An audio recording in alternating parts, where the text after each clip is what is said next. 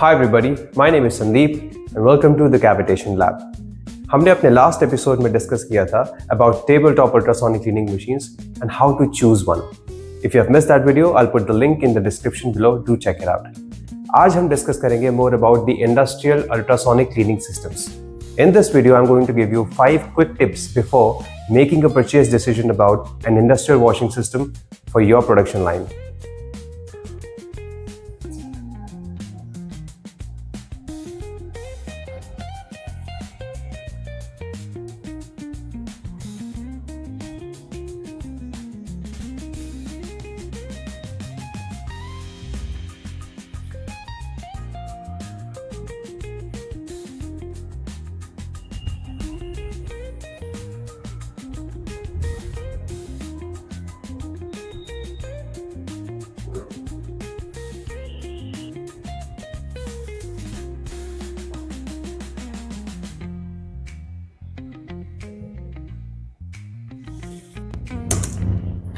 Tip number 1. Establish a process before buying an ultrasonic cleaning machine.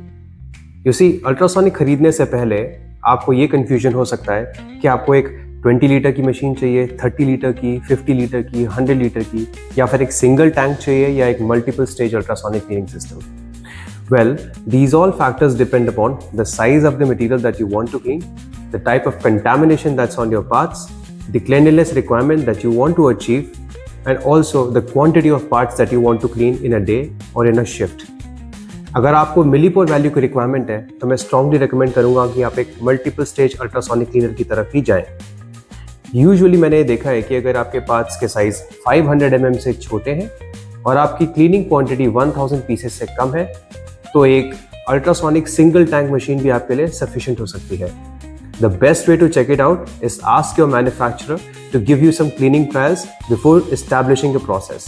तभी आप ये समझ पाएंगे कि आपका काम एक सिंगल टैंक अल्ट्रासोनिक कर पाएगा या फिर आपको एक मल्टीपल स्टेज अल्ट्रासोनिक सिस्टम की जरूरत है. Tip number 2. Choosing the right cleaning chemical. So when you're buying an ultrasonic cleaning machine, it is very important to choose the right set of cleaning chemical. और ऐसा इसलिए क्योंकि ये cleaning chemical आपके लिए एक recurring expense है. एक अच्छा क्लीनिंग केमिकल टॉप अप किया जा सकता है. सो दैट मीन्स आपके टैंक की जो बाथ लाइफ है वो एक्सटेंसिवली बढ़ाई जा सकती है, तो उसको कम चेंज करना पड़ेगा और आपका प्रोडक्टिविटी लॉस भी कम होगा. Plus a good cleaning chemical is environmentally safe and also safe for the people who are working around the machine. So make sure that before buying an ultrasonic cleaning system, ask for a recommended chemical from the manufacturer of an ultrasonic cleaner. या फिर आप एक cleaning trial करके ये पता लगाइए कि सबसे अच्छा क्लीनिंग केमिकल कौन सा रहेगा आपके लिए. Tip number 3. Choosing the right ultrasonic frequency and the right ultrasonic generator. You see, ultrasonic frequency is not a gimmick. It's a tool that must be used very wisely. Some people might offer you a 25 kHz frequency, some might go for 28 or 33 or 40.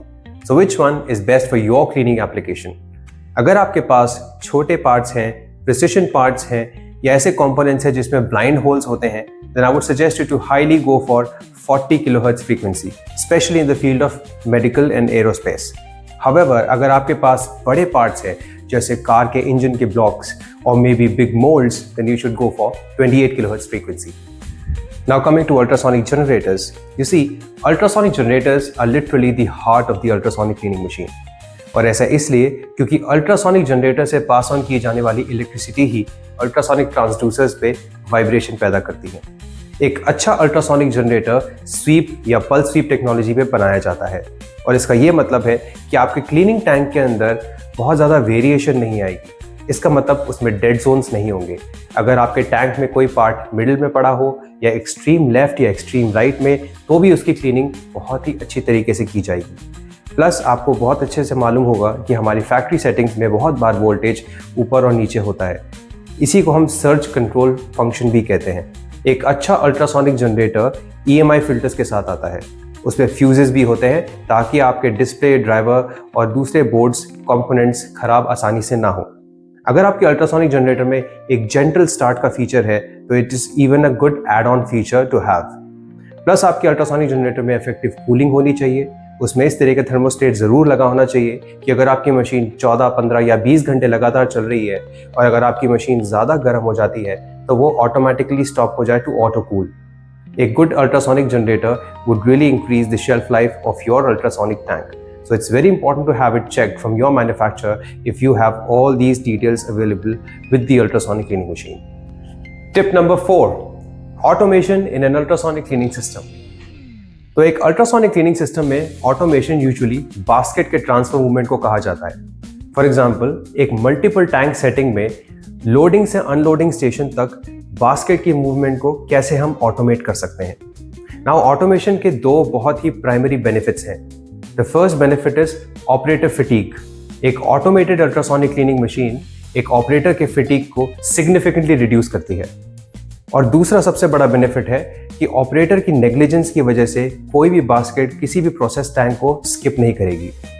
मैं usually अपने clients को ये suggest करता हूँ कि अगर आप एक मल्टीपल टैंक अल्ट्रासोनिक क्लीनर खरीद रहे हैं और अगर आपकी बास्केट का साइज या वेट अराउंड 5 kg या 8 kg से कम है तो आप एक मैनुअल अल्ट्रासोनिक क्लीनिंग मशीन भी ले सकते हैं.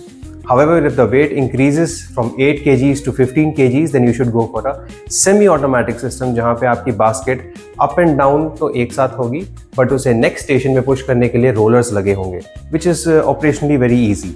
और अगर आपका बास्केट का वेट मोर देन 15 kgs है then I highly recommend to go for a fully automatic pick and place ultrasonic system जिसमें एक ट्रांसपोर्टर भी लगा होता है.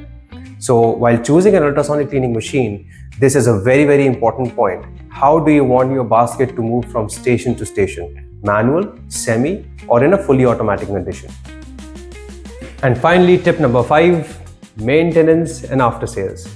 You see, if you're buying an ultrasonic cleaning system, your manufacturer should have an SOP in line. कि कौन से filter को कब चेंज किया जाना चाहिए, ऑयल स्किमर की देखभाल कैसे की जाए, टैंक को साफ करने का प्रोसेस क्या होता है, so on and so forth.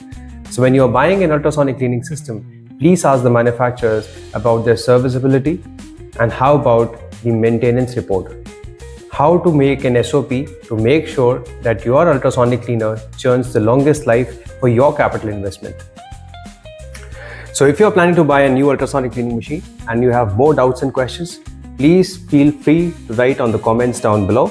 आप मुझे email भी कर सकते हैं. My email address is written in the description down below. I will help you assist with choosing the right ultrasonic cleaner for your production line. अगर आपको आज का वीडियो पसंद आया हो तो please give it a like, do subscribe to the channel and wait for more news on the latest ultrasonic cleaning system. Thank you and namaste.